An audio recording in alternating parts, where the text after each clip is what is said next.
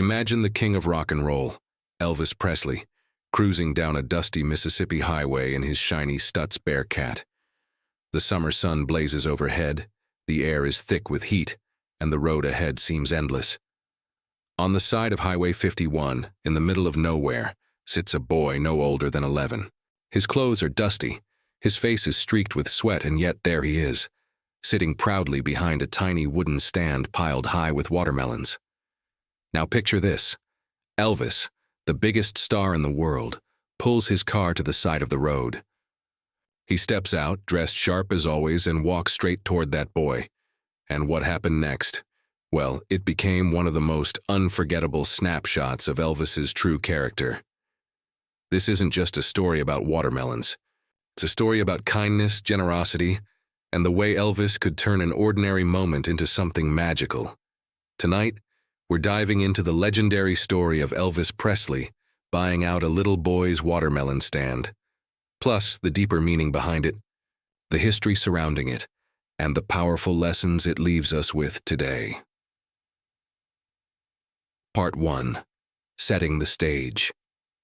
The sun was merciless that afternoon, beating down on the long stretch of Highway 51 that cut through the heart of Mississippi. The air shimmered, above the blacktop thick with heat and dust, the kind of southern heat that clung to your skin and made the landscape feel endless. Cars were few and far between. This was the rural South in the 1970s, where life moved slower, where you could drive for miles and feel like you were the only soul alive.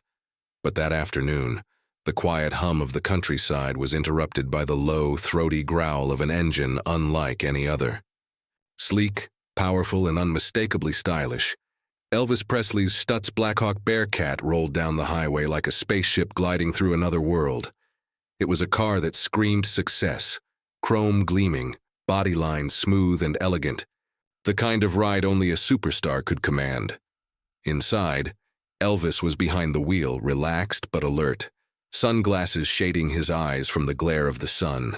Riding with him were three people who knew him best: Sam Thompson, his trusted bodyguard and friend, Sam's wife Louise, and Sam's sister Linda, who was deeply connected to Elvis in her own right.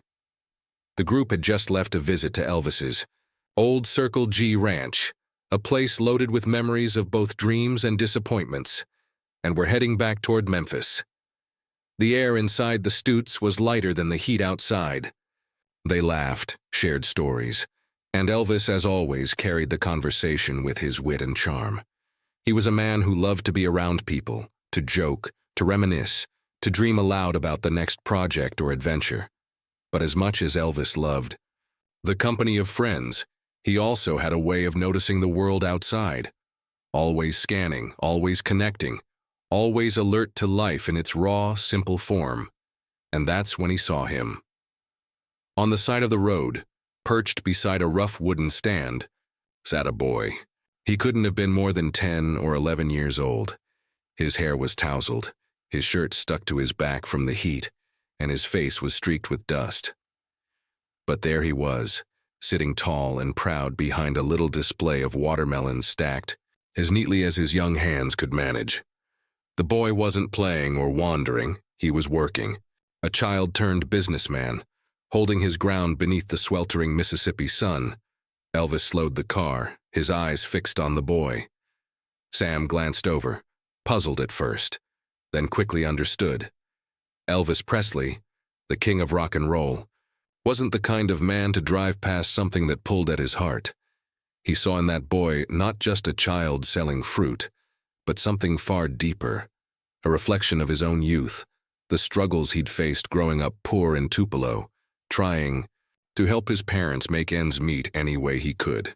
Without a second thought, Elvis pulled the Stutz Bearcat to the side of the road.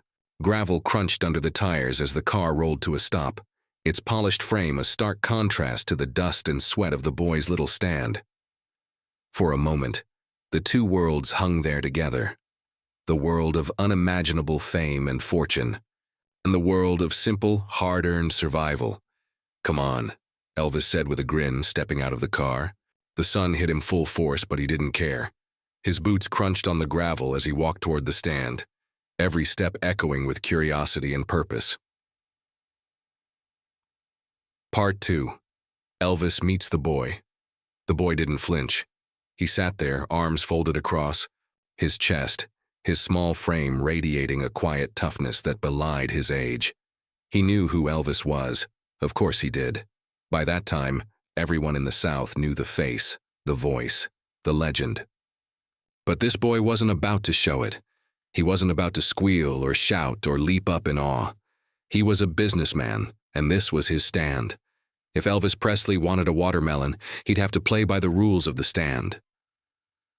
Elvis smiled as he approached, tipping his head slightly in greeting. "How much are the watermelons?" he asked, his voice carrying that familiar Southern drawl, warm and casual. The boy didn't blink. He named his price, firm, steady, no hesitation. Elvis raised an eyebrow, amused. "That much, huh?" Teased, leaning on the stand as if ready to haggle. "Now, what if I told you I could get one for just a little bit less?" The boy's eyes narrowed slightly, but he didn't move.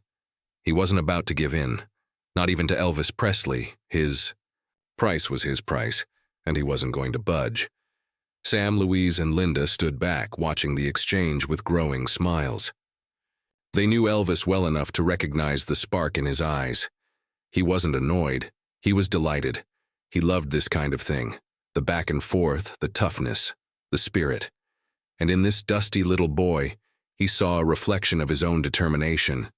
That fire he'd carried as a child when life gave him nothing for free. "Well then," Elvis said finally, standing upright and looking around at the rows of melons. His grin widened. "I'll tell you what, we'll take the whole stand." For a split second, the boy's mask of toughness cracked. His eyes widened, his mouth opened just slightly, and the disbelief showed before he could hide it. Elvis Presley, this man standing right in front of him, wasn't just buying a melon. He was buying them all.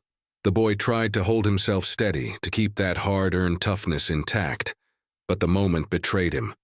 His face lit up, just for an instant, with a mix of shock, pride, and joy. He had just made the sale of his young life, and to Elvis Presley no less. Elvis laughed, delighted by the boy's reaction, and began helping to load the melons into the car. Sam and the others pitched in, and soon the sleek Stutz Bearcat was packed with watermelons, its luxury interior filled with the sweet, earthy scent of fresh fruit. As they worked, Elvis kept glancing at the boy, offering a wink, a grin, a nod of approval. He wasn't just buying melons. He was giving the boy something far greater, a memory, a story, a moment of validation that would stay with him forever. And as they pulled away, the boy stood a little taller, his dust-covered face breaking into a proud smile. He had held his ground, he had made his sale, and he had shared a moment with Elvis Presley that would echo through his life long after the dust of that highway had settled. Part 3. The Negotiation. A duel of wills. The boy had already impressed Elvis with his toughness. But this was where the scene truly became unforgettable. Elvis, the man who could buy Cadillacs like most people bought candy bars, was now standing, face to face with a boy who refused to budge over the price of a watermelon. "Now listen here, son," Elvis said, his voice playful but serious enough to test the waters. "You sure you can't shave off a little bit for me?" The boy squinted, folding his arms tighter across his chest. "No, sir, that's the price." Sam Thompson, standing nearby, could barely contain his grin. He'd seen Elvis negotiate before, sometimes just for fun, other times to test people's solve. But this boy had a steel backbone. Elvis leaned down closer, a mischievous sparkle in his eye. "Not even for me?" he asked. The boy hesitated for half a breath, his lips twitching as if he might smile. But then he shook his head, firm as ever. "Nope." It was a standoff. A king of rock and roll versus a king of melons, standing in the blazing Mississippi heat. For a moment, it almost seemed like Elvis might keep pushing, but then his grin widened, that trademark Presley charm spreading across his face. "Well," he said, straightening up, "I reckon you drive a hard bargain. In fact, you're so good at it." He paused dramatically. I think we'll just take the whole stand, and that was the breaking point. The boy's mask cracked wide open. His eyes shot open, his jaw dropped, and for the first time he looked like what he really was. A child, stunned by the generosity of the man standing in front of him. Part 4. The Heart of Elvis. Why it mattered. Now here's the thing. To outsiders, this story might just sound like Elvis buying a few melons for the fun of it. But for those who knew Elvis, for those who loved him, this moment tells you more about the man than any concert review or flashy headline ever could. Because Elvis didn't see just a boy. He saw himself. Elvis remembered being that age, growing up poor in Tupelo. He knew what it was like to have to work for every penny, to watch your parents struggle, to feel the weight of poverty pressing down on you while you still dreamed of something bigger. Selling fruit by the side of the road? That could have been him 20 years earlier. And so when Elvis bought those melons, it wasn't about the fruit. It was about honoring that boy's toughness, rewarding his spirit, and in some small way giving back to the kind of world that had shaped Elvis himself. This was who Elvis was at his core. The same man who gave away Cadillacs to strangers, who handed out jewelry like candy, who quietly paid off hospital bills for fans he barely knew. He wasn't just a superstar, he was a giver, and he didn't give for attention. Most of the time, nobody even heard these stories until years later, when friends and bodyguards like Sam shared them. Elvis gave because it brought him joy. 5. The aftermath. A boy's memory of a lifetime. Picture that boy for a moment. Imagine him walking home that evening, dust still clinging to his clothes, his pockets suddenly full of money. Imagine the look on his parents' faces when he told them, "Mama, you won't believe this. Elvis Presley bought every watermelon I had." The pride, the disbelief, the sheer joy of that moment must have echoed through his family for years. Long after the melons were gone, long after the money was spent, the memory remained. And that's the beauty of Elvis's kindness. It wasn't just about the gift itself. It was about the story it created. A story that lived on in the heart of a child, a family, and eventually, through Sam's retelling, in the hearts of fans all around the world. Part 6. Circle G Ranch. The Mississippi Connection. The location of this story is just as important as the story itself. Elvis and his friends were returning from Circle G Ranch, a property Elvis had once poured his heart into. Back in the 1960s, Elvis had dreamed of turning Circle G into a retreat, a place where he and Priscilla could live a simpler, quieter life. Away from the chaos of fame. He imagined raising horses, having cookouts, inviting family and friends to enjoy the land. For a while, it was his sanctuary, a place where he could reconnect with the roots that fame sometimes pulled him away from. By the time of this watermelon story, Circle G was no longer his main property, but it still carried memories. Driving through Mississippi, Elvis wasn't just a superstar in a flashy car. He was a Southern boy returning to his roots, revisiting the land that had shaped him. And maybe that's why the watermelon boy caught his attention, because Elvis saw in him not just a child, but a reflection of the South itself. Tough, proud, simple, hard-working. Part 7. Lessons from the King. So, what can we learn from this? First, generosity doesn't have to be grand. Yes, Elvis bought cars and homes for people, but sometimes the simplest acts, a bag of groceries, a watermelon stand, carry the deepest meaning. Second, Elvis had an uncanny ability to see people. He didn't just pass by strangers. He noticed them. He paid attention. He respected them. And third, Elvis never lost touch with his roots. No matter how famous he became, no matter how much money he made, he still remembered what it felt like to be poor, to hustle, to dream. That's why his generosity felt so genuine, because it came from a place of empathy. Part 8. Fan Reflections. The ripple effect stories like this are why Elvis still holds such a special place in the hearts of millions. Fans don't just love the music, They love the man. Ask anyone who met him and you'll hear similar stories. Elvis giving his last dollar to a stranger. Elvis stopping his car to talk to fans on the street. Elvis reaching out to help quietly when no one else knew. These moments weren't public stunts. They were private acts of kindness that only became known because someone else remembered them. And yet these small moments ripple outwards. They inspire others. They remind us that kindness is contagious, that generosity has the power to echo through generations. Part 9, Closing Message. Why this story matters.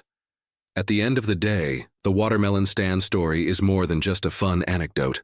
It's a glimpse into the real Elvis Presley, the man behind the music, the legend, the icon.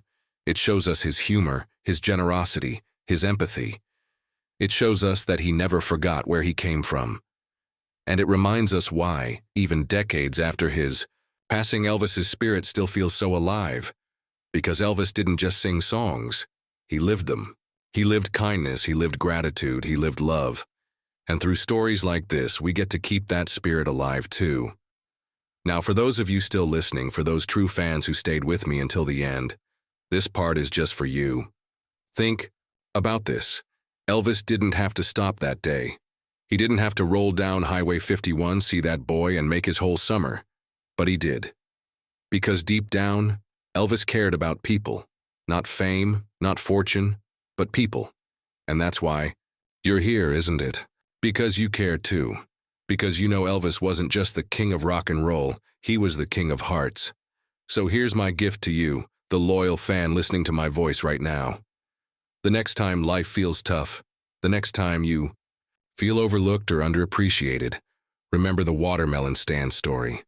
Remember how Elvis noticed the boy nobody else would have noticed. And remember that Elvis would have noticed you too. Because in his eyes, every fan mattered. Every person mattered. And today, that legacy lives on. Not just in his music, but in every act of kindness we carry forward in his name. So thank you very much for listening. You're not just a fan. You're part of the family.